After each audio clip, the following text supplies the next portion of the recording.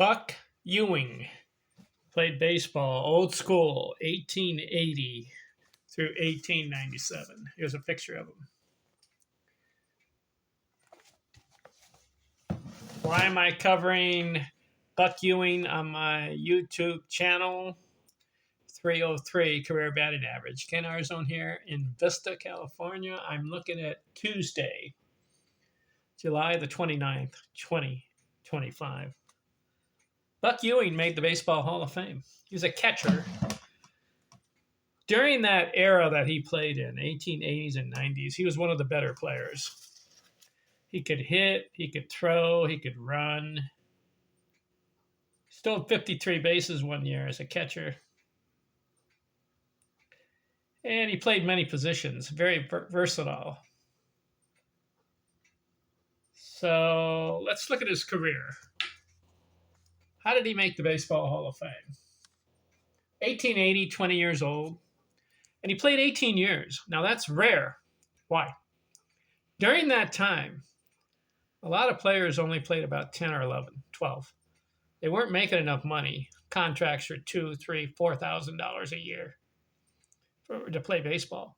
So during the off season, they would have other jobs, and they would find out that in some other areas of employment, they could make more money in baseball. So some guys just 10 years, but Buck, he stayed around for 18 years. He got into 1,315 games and got 1,625 hits. That's a good ratio of hits per game played, more than a hit a game. Let's look at it. 1880, 13 games. He gets 8 hits. 1881. Remember, during the 1880s, they rarely played 100 games, some of the teams. He got into 67 games, 1881. 68 hits, so about a hit a game, bat 250. Third year, 74 games, 89 hits, 271 average. So the first 3 years a little slow. Then 1883, picked it up, 88 games, 114 hits, bats 303. Following year, 106 hits, 277. Next year, 104 hits. So 3 years in a row, over 100 hits. Bats 304 in 1885.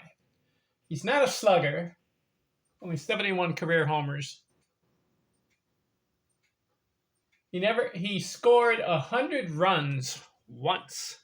So in that era, that was hard to do. He also had one season, 100 RBIs. So I think the writers and the voters, they looked at this guy and said, he's one of the better players of the league. We're going to vote him into the Hall of Fame. I think that's how he got in. And the 303 career average did it. 1886, batted 309. 1887, 305. 1888, 127 hits. First time he plays 100 games, he bats 306. So he's got 4 seasons over 300. 1889, 133 hits, 327 average. 1890, 119 hits, 338 average. So 1, 2, 3, 4, 5, 6, 7 seasons over 300. 1891, 347 average, but it's only 14 games. 1892, 310 average, 122 hits. But here's his best season up to date. 1893 season for Buck Ewing. He scores 117 runs. Gets 172 hits. Why? He played 116 games, and that'll be the most in his career. See, the 1880s and 90s, it's hard to get over 100 games played. He had 122 RBIs in 1893. Batted 344. I can see why the people around the league looked at Buck Ewing and said, hey, this guy's a good hitter, 300 average. 1894, missed some games, 251. 1895, 318. 1896, 278 average. 1897, he hangs it up at age 37. So he played in the 1880s and 1890s. Let's count the 300 batting average seasons. 1, 2, 3, 4, 5, 6, 7, 8, 9, 10, 11 seasons out of 18. 300 or better. His high, 344. One season over 100 runs scored, and one season over 100 RBIs.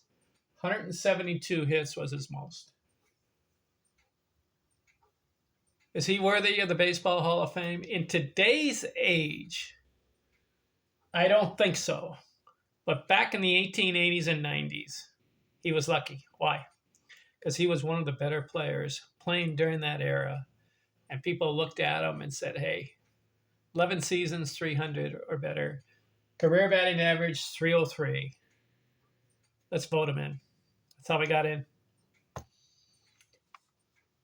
1,300 games, 1,600 plus hits, about 2,400 total bases. Never had 300 total bases in a season.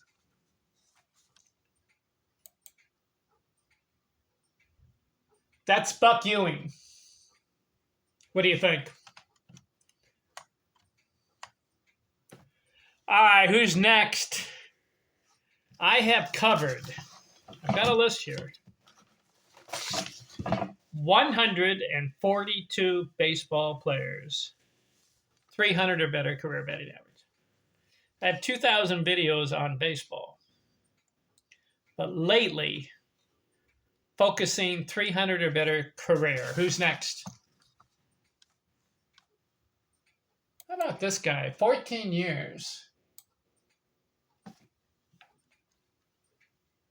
Texas Rangers. Then he played for the Philadelphia Phillies. Then he played 1 year with the Dodgers. He had 2,375 hits. 300 batting average on the nose. Who am I talking to? Talking about Michael Young. From the year 2000 to 2013. Only 14 years. I wonder why. I'll try to look him up. But let's cover Michael Young career next. And he's got some good, significant accomplishments. Could he be considered for the Baseball Hall of Fame? If Buck Ewing gets in with 1,600 hits, how about Michael Young with 2,300 plus hits? Is he worthy? He had some good years, some good batting average years. Got a batting title. We're going to look at him next. I'm out.